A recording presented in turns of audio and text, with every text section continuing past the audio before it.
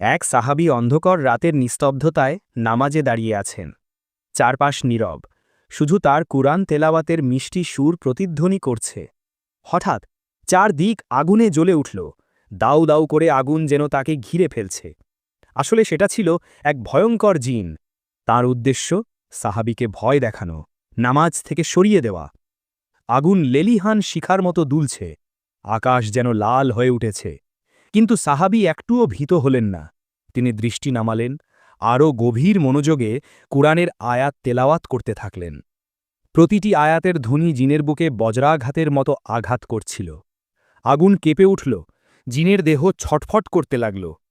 কিছুক্ষণ পর আতঙ্কে কাঁপতে কাঁপতে জিন মিলিয়ে গেল অন্ধকারে। আগুনের মতো ছায়া মুহূর্তেই নিভে গেল।